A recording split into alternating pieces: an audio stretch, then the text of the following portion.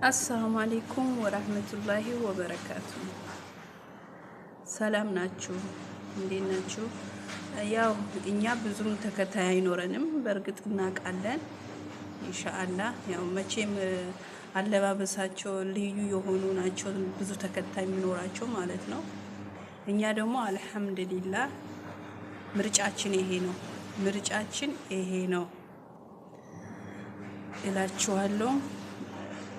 ያው አያችሁት አላያችሁት ግድ የለንም፣ ግን አንዳንድ ነገር ነግራችሁ ስለፈለኩ ነው። ምሳሌ ይሄ ከኢትዮጵያ የምትመጡ ሴቶች ማለት ነው፣ አዲስም ሆኖ ነባሮቹም ማለት ነው።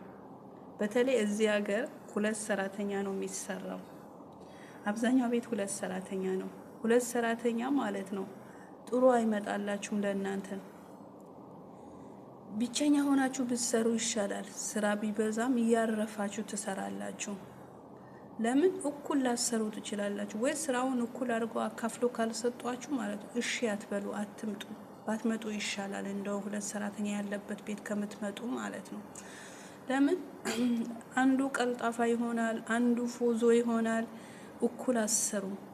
ተጎጂ ማነው? ቀልጣፋው ነው። ስለሆነ መጎዳት ስላለ ይሄ የደከመሽ ምሰሪው ስራ ብቸኛ ሆነሽ ምሰሪው ስራ ይሻላል።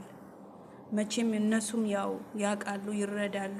በቃ ብቸኛ ናት በሚል እነሱም ይተጋገዛሉ። ይሄ ሁለት ሰራተኛ ከሆነ ሲያዙሽ ራሱ ሁለት ሰራተኛ ነው ስሪ ይሄን ይሉሻል። እሽተቀሉ ምናምን ይሄን ነዝፉ ይላሉ።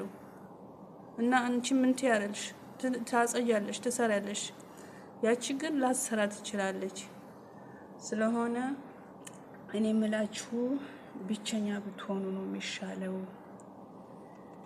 ከባድ ነው ይሄ ሁለት የሚሰራ ቅናት አለ ውስጥ ላይ። ጥሩ እንትን ላይኖር ይችላል።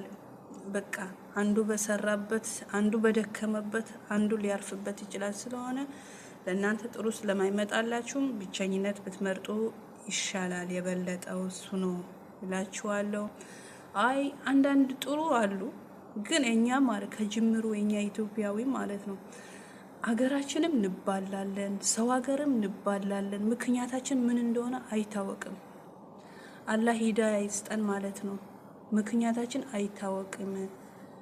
ምንድነው? መቼ ነው የምንስማማው? እኛ በሀገራችን ካልተስማማን፣ በሰው ሀገር ካልተስማማን፣ በቃ በሰው ሀገር ራሱ አምባጋነን እንሆናለን። በቃ ይሆናል አይደል? በቃ ማታቃቸው ሌላ ሀገር ዜጋዎች ይሻላሉ ማለት ይቻላል። እንግዲህ አላህ ያስተካክለን፣ በሀገራችንም አላህ ያስተካክለን፣ በሰው ሀገርም ባለንበትም አላህ ያስተካክለን እላችኋለሁ። አሰላሙ አለይኩም ወራህመቱላሂ ወበረካቱ። ሌላ ቀን ደግሞ ሌላ ቪዲዮ ይዤላችሁ እመጣለሁ። እንግዲህ በቃ ይሄ ነው የምላችሁ። እሺ